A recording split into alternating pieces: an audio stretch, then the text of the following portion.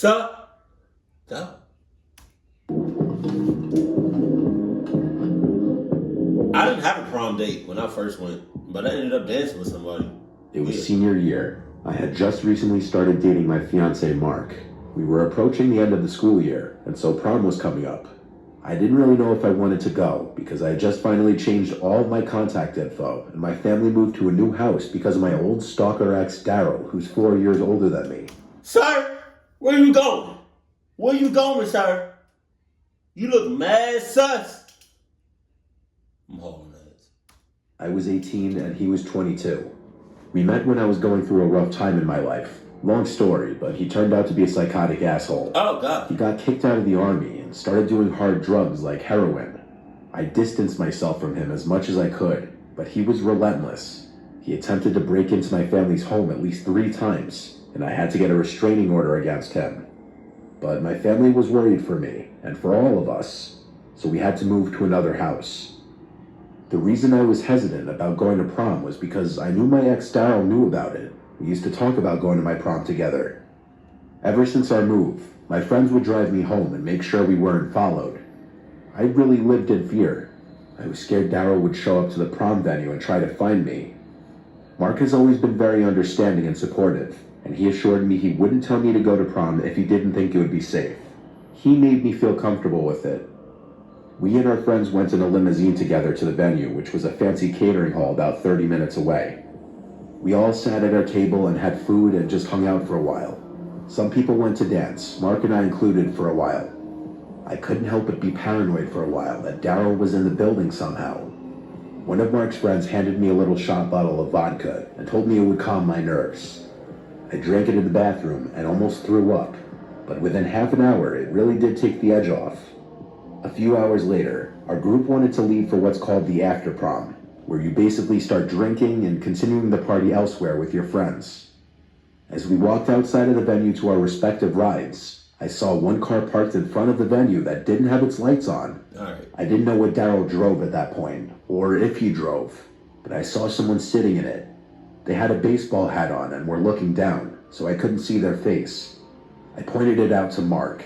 He told me to relax, there's no way it's him.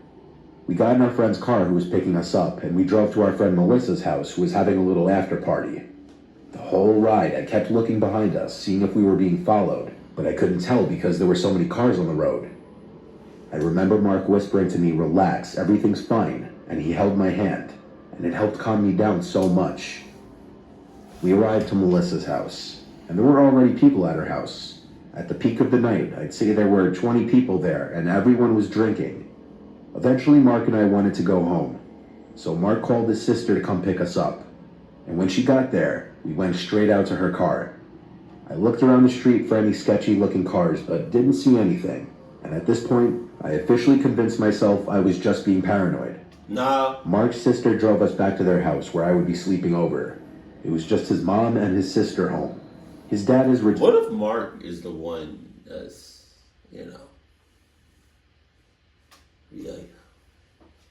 retired cop, but he was still working at the time, and he was working a late shift that night. His mom was already asleep. It was very late. Mark and I just went downstairs to his room to crawl into bed. The whole den floor of the house was his floor. It had a mini kitchen, bedroom, and living room. His floor was level with the backyard, and so it had a back door. It was a warm night, so some of the windows were cracked open. We were watching a funny movie. That was when we heard a bang on the glass door that led to the backyard. The sliding curtain was covering the door, so we couldn't see who or what did it. I shrieked, and Mark jumped up to open the curtain. No one was on the other side, but there was a post-it note slapped on the door with the word bitch on it. Oh, God. He found me. He followed me from the prom to Melissa's house to here. And he probably heard me laughing and knew I was down here. My paranoia was right all along. We went upstairs to Mark's mom's room and woke her up, then called Mark's dad and the police. Waiting for Mark's dad and the rest of the police to arrive felt like an actual eternity. When the doorbell finally rang, followed by loud knocks, Mark and his mom went to go answer the door. It was the police. I had to explain the whole story with my ex, and the restraining order, and now being followed by him here.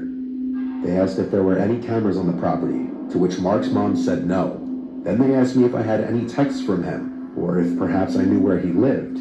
I told them I didn't have his number anymore, and I had no idea where he lived anymore either. Mark's dad finally arrived on the scene. I took the post-it note from the door home with me to try and compare it to other handwriting from Daryl, and it definitely matched. Mark's dad gave me a ride to my house in his police car so that we could be sure I wouldn't be followed. During the ride home, I called our home phone and my dad picked up. I cried to him into the phone hysterically. After arriving home, my parents were waiting in the front for me. Mark's dad assured my parents we weren't followed. During this period, Mark and I couldn't go to each other's houses. Mark's parents had security cameras installed the same week, and this next part is truly unbelievable. One of the side cameras on their property picked up motion, which alerted Mark's dad's phone. He grabbed his gun and ran outside to the smell of gasoline. He followed the smell until he heard the sound of liquid being poured out of a can. Oh my God. And there he saw Daryl pouring out gasoline on the sides of their house.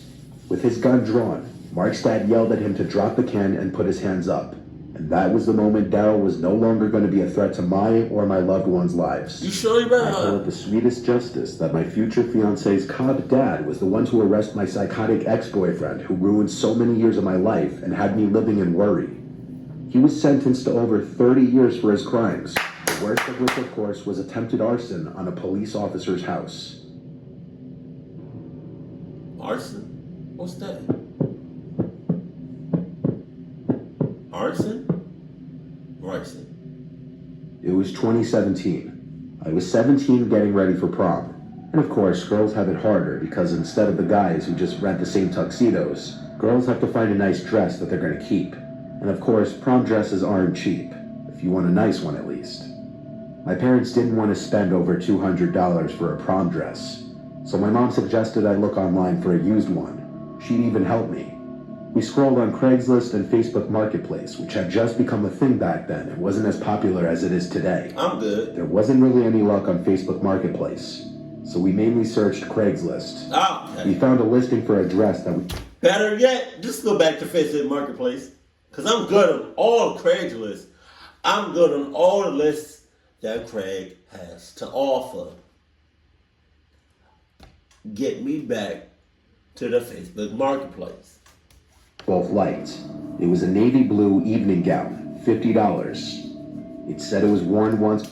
What? Yo, what's up? That's a no image right there. And that's a no image right there for how much? It looks like $66, $65. And they got a 5 out of what, 12 rating? What was that, San Carlos? All this information, but it's no image. Cluck you. It said it was worn once for prom. The seller lived pretty close, too.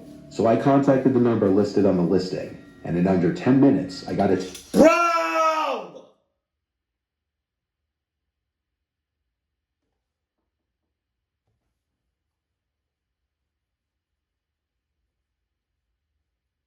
I will get up and you know what I mean? Do that. But I don't got no drawers on. I got bottoms on, I don't got no drawers on.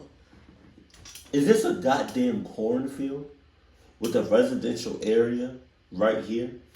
Look at how big this goddamn cornfield is. This cornfield is ridiculous. I don't know what, I can't tell if it's a cornfield or not. It's some sort of field, but that's ridiculous. I contacted the number listed on the listing, and in under 10 minutes, I got a text back. After expressing my interest and asking a couple sizing questions, the person offered to come to our house to drop it off to us. Nice. My mom said no to having someone from Craigslist come to our house, so I said we'd come to them that day. I asked for their name, and they said Alex. Honestly, I assumed that Alex was short for Alexandra. My mom offered to come with me. I felt more comfortable if she'd drive me. Or Alex could be short for Alex. How about you don't come to my house, I don't go to your house, and we just meet up a block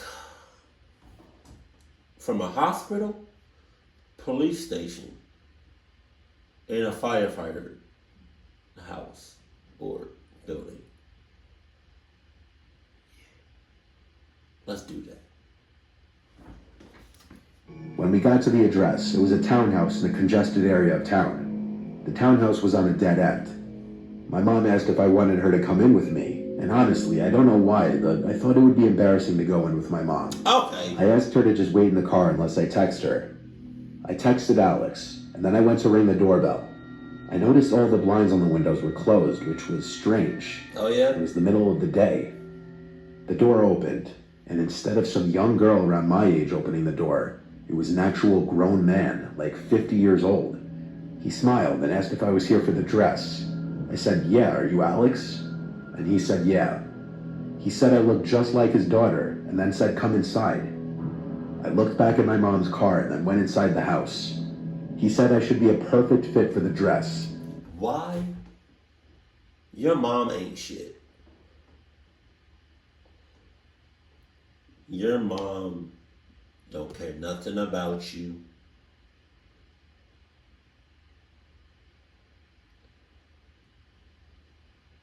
You know, sometimes I will say to baby girl, and I'll be joking, but I'll be like if she leaves, if she does something, whether it's like take the covers off of me on the bed, or doesn't leave any toilet paper for me in the bathroom, or uses up all the hot water, I'll say this to her in her face, and I'll be like, watch me get this nigga. That's what I automatically assume that my baby girl says when she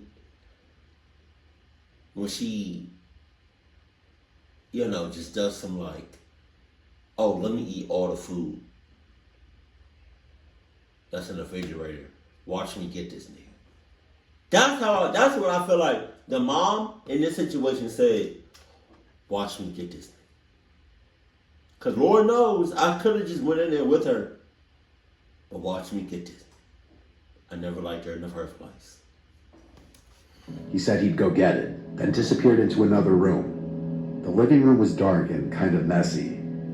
I took out my phone and texted my mom to come to the front door. Please. Then the man called out from a room for me to come inside and try the dress on in front of a mirror. What? I asked him if he could bring the dress out to the living room. He said there's no mirror in the living room, and I replied that I'd just like to see the dress first. He left the room and entered the living room empty-handed, and said the dress is on the bed in the bedroom if I want to go look at it. I once again asked him to please just bring it out here. Then a knock at the front door. Alex said, "Who was that?" And I opened the door to my mom stepping inside. She smiled and said hello to the man, and he took a couple seconds to say hello back, but without a smile. Now I walked to the doorway of the bedroom, and as I did, he made a noise as if to say, "Don't go in there." I looked into the dark bedroom, and there was no dress on the bed. My mom was in the middle of asking a question when I interrupted and said, "There's no dress." There was a painfully uncomfortable and tense silence, and then the man said, "I'd like you to leave now." My mom and I, without hesitation, left to the car. By the time we were in the car, the front door was already closed, and I saw the man peering through the kinked blinds. We were both in shock. If my mom hadn't come in, I don't know what would have happened. I reported the Craigslist ad. We didn't call the police, though, because there was really no proof of anything, and technically nothing happened. But You fake, brother. Not from another mother. You fake. You fake. Because how you gonna tell old girl that there's a dress on the bed? You just have to come in here to go and try it on. But as soon as the mother came in, talking about, y'all gotta leave now. Keep that same energy! Oh. I thought Nick said something. there was no blue dress in that room. He was just trying to get me into that room, and when my mom came in, he couldn't exactly do that anymore. Thank God I listened to my mom and didn't give him our address. I ended up getting a used dress shipped to me. That prom night, I told everyone this story, and it's still kind of haunting even today.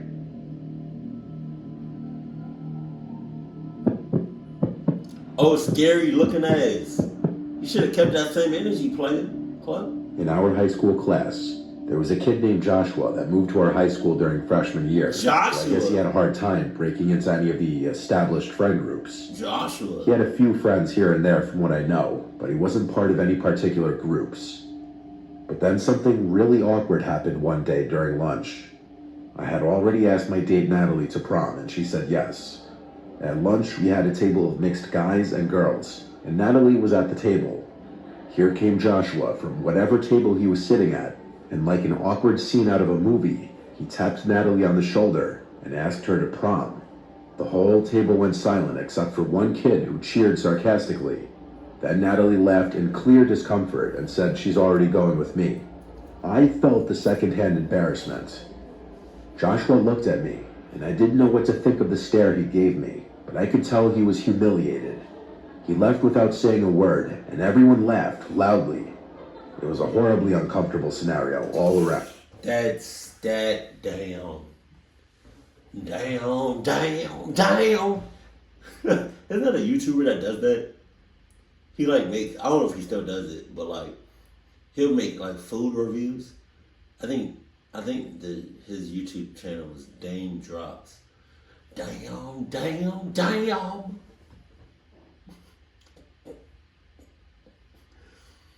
Why does y'all laugh at him?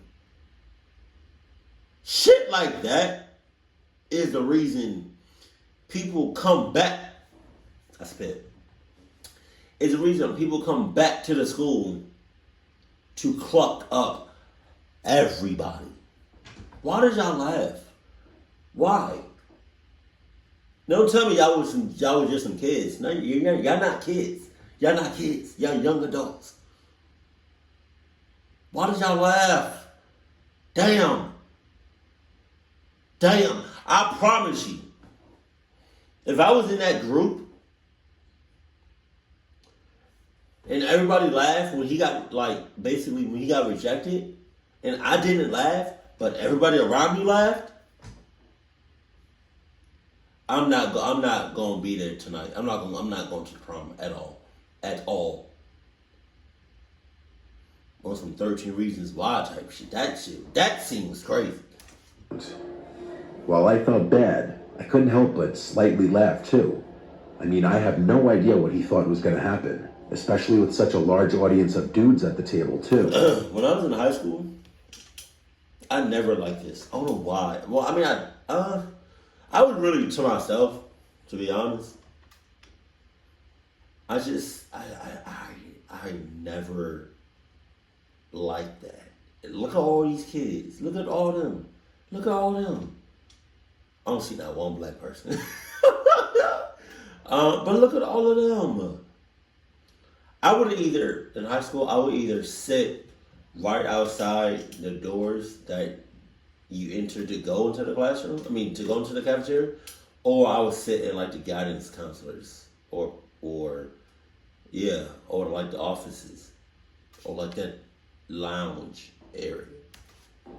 We watched as Joshua actually left the cafeteria, and the teacher on lunch duty actually chased after him because you weren't allowed to leave without a pass. But Joshua never came back into the lunchroom. I still wonder where he went from there. On prom night, we had our group of 10 in the back of the limo. The same 10 of us sat at the table together when at the dance. Everything was going as prom should. But then, eventually that night, one of my friends told me, "Don't look now, but Joshua's at that table eyeballing you." I waited like 10 seconds before looking over, and I saw Joshua shooting a dagger at, I guess, Natalie and I. I decided I'd go talk to him, but as I walked over to him, he got up and hurried away out of the dance hall. That was super weird, but I wasn't going to chase after him. I went over to the table he was sitting at and asked a couple of the kids if they came with Joshua, and they said no, he kind of just sat there randomly and wasn't saying anything. I went back to my table, and like a typical high schooler, I told the whole table. It was definitely pretty freakish. After prom, Natalie and I left with a friend who drove to go to a diner to eat a bunch of breakfast food at like 12 a.m. That diner? After that, we went to our friend Anthony's house. He had a massive backyard right next to a nature preserve, and he had a really cool fire pit. So we all circled the fire pit with a speaker playing music and some drinks. Oh, damn. There were 6 of us total.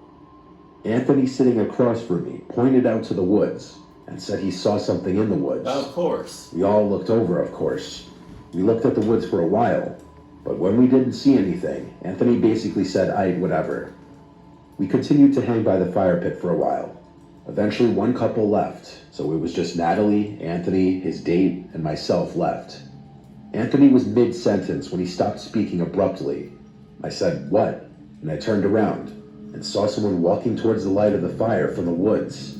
It was someone in a tuxedo. He said to us, "Don't get up." As he got closer, we realized it was Joshua.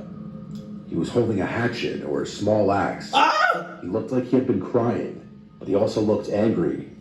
Anthony and I told him to please put the axe down and just talk. Joshua yelled at us to shut up, and he made us turn the music off. He began a rant about how soul-crushingly embarrassing what happened during lunch that day was, and how he had been too embarrassed to come back to school after that because he thought it had been spread all over the school, but it really hadn't, and we tried to tell him that. Anytime we tried to speak, he'd scream "shut the fuck up" louder and louder, and he'd begin to raise the axe, kind of. He then directed his attention to Natalie and started going on about how he thought she was gorgeous, and that she would only make fun of him with her friends, which again, that never happened. All these things only happened in his head. During this time that he was talking to Natalie, Anthony was low-key and texted his dad something like, "Bring the gun to the backyard," making it clear we were in danger. Anthony's dad came out to the back door and yelled, "What's going on?" with his gun in his hand. Joshua stopped talking, and I could see he was deciding in his head whether to run or not. Boy. He dropped the axe and ran back to the woods. Anthony's dad came running over with his gun, and we all 4 of us couldn't tell him what happened quick enough. His dad said not to touch the axe, leave the fingerprints on it for the police. That hatchet, axe, whatever, was eventually the key to prosecuting Joshua after a few days. Joshua had already been arrested, and so his fingerprints were in the system, and they matched the fingerprints on the axe. But when all 4 of us decided we didn't want to press charges on Joshua, My it ass! was too late. By that point, he got charged criminally. Anthony's friend said it was for menacing in the 2nd degree. He didn't serve any jail time. What? I found Joshua on Facebook shortly after this and reached out to him with a sincere message, not attacking him at all, and he read it. He never replied to it. I saw Joshua one other time in the halls that year. He didn't look at me. None of us ever saw him again after graduation. He went back to school after that incident? Why?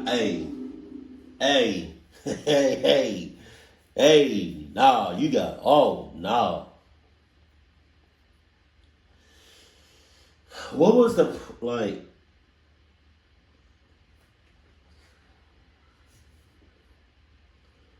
some things you just don't do.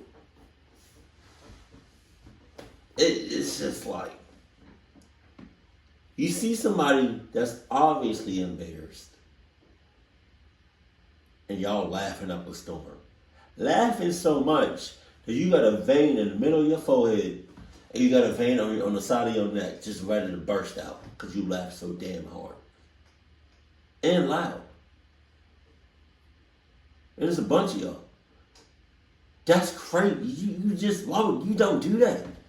You don't do that. Jesus.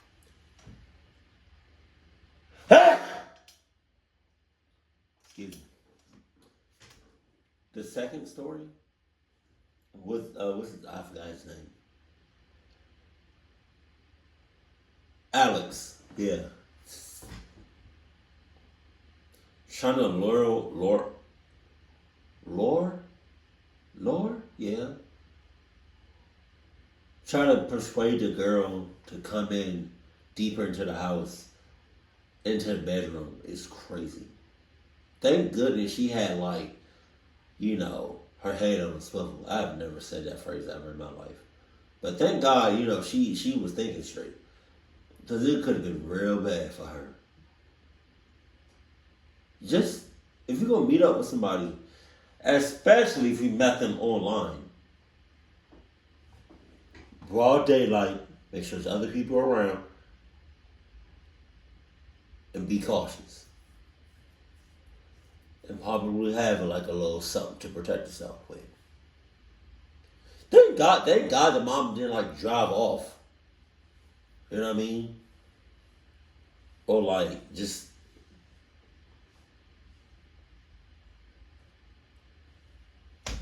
it was a red flag. I probably would have left when he said he got the dress and you stuff talking about bring the dress out here. He was like, I can't. What?